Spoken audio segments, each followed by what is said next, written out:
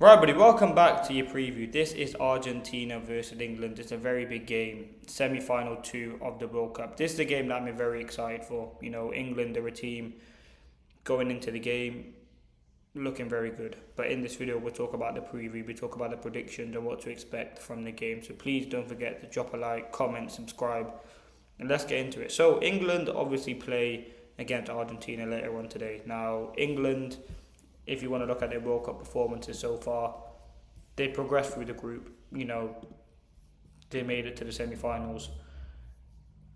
They were a good team. Don't get me wrong, England. They beat Norway. They beat Mexico. They beat Congo. They beat Panama. They've only had one draw so far in this World Cup. And listen, I really do think England have a lot of good individuals, but for the squad and for the hype they always get going into tournaments, I don't think they've been that great, to be honest with you. I feel like you look at defensively, they've been very, very shaky. I think whether that's Guehi, Konza, O'Reilly, Stones, I don't think they've had a setback for, and I think that could be a problem. You look at sort of the major teams and the big teams. Spain, consistent back four. Yes, they've had one and two tops and changes, but consistent back four. Same with France. Same with Argentina. All these teams have a consistent back four, and England haven't been able to do that. I don't think there's been consecutive games where they have had at the same back four pairing. Now, for me, if we're looking at strengths of England, it comes from Jude Bellingham. I think he's been the best England player at a tournament. Could be one of the best ever England players if they go on to win the World Cup. He's been absolutely fantastic for them throughout this tournament.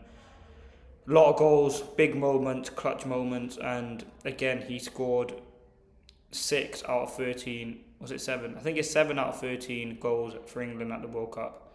And he's been prolific. I think just the moment, the ability to take games by itself. I mean, the first goal against Norway was unbelievable. And I think he's been a fantastic player to watch at this World Cup. So I think Jude Bellingham's going to be someone that England massively rely on. They have throughout this tournament. And again, he's someone in big moments, big games, can step up. In terms of also Harry Kane, he's one of the best strikers, if not the best striker in the world. I'm sure he's going to have a moment in this game where he just clutch up. In terms of England starting 11, what do I think it'd be? I mean, I've seen a lot of people talk about like a 4-3-1-2 and play with Kane and Watkins as a striker. To be honest with you, I am not totally against that.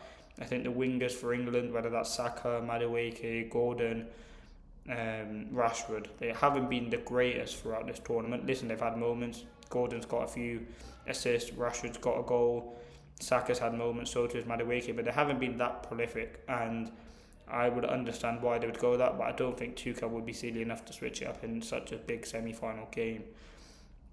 Now in goal, I think it will be Pickford, back four, Nico O'Reilly, Guehi, Stones and Konza. I think it'd be, depending on Reece James' fitness. In midfield it'd be Anderson and Rice, Bellingham, Madueke, Rashford and Kane through the middle. Now the only real one is it Rashford or is it Gordon? I feel like that's really where the only debate comes in. I think it will be Madueke. Saka still managing injury with fitness, and Harry Kane through the middle. I think England are a team that are going to struggle for possession, but when they do have their moment, it's all about being clinical. England have stumbled at this block so many times, and they haven't been able to progress, and they haven't been able to get to that stage. But you're hopeful that they can go through and progress. I think they're the underdogs. They've been so close, but you never know what can happen. So let's talk about Argentina for a bit. So Argentina, obviously a fantastic team, the first, the number one team in the world ranked by FIFA.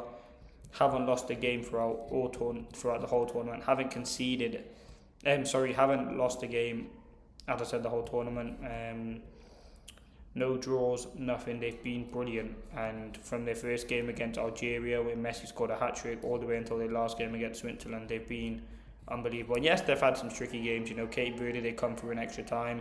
Egypt as well. It looked like they were going out for a moment. But they've been unbelievable. And they're a very, very good team. Yes, Messi does a lot of walking, but he doesn't need to run. And this Argentina team, defensively, they've been very, very good. Yes, they've obviously conceded goals, but yes, you can say it's corrupt or whatever with some of the decisions, but they've got a very good individual team. Molina, Romero, Martinez, Tagliafico, very solid foundation, and also Emi Martinez, he's one of the best goalkeepers in the world. So, listen, defensively, they're very, very strong, and I think they're a team who does have a lot of confidence going into the game, being obviously World Cup champions. obviously, you never know whether this is going to be Messi's last tournament, and they want to win it for him. I think he's obviously a legend of the game, and if he does win another World Cup, he'll probably get the Ballon d'Or. He's already cemented himself, in my opinion, as the best goalkeeper in the world, and the best player in the world. So it don't really make any difference for me, but it'd just be another reason why he is the best and unbelievable player. What he's done for football, it's fantastic. Watching him, he's like a fantastic player. So yeah, for him, they're a very good team. You know, they dominate possession in most of the games. They play good football. They can score goals. They can create chances. I think it's going to be a game of moments, as most game is. But if it was as good as a semi-final in the last game yesterday, we were in for a real treat. And hopefully they can just entertain us. It's going to be a great game. It's going to be a game full of moments. And let's see what does happen. And let me know your thoughts. That's just been a quick preview. Let me know if you like these sort of videos. Please leave a like. Don't forget to comment, subscribe.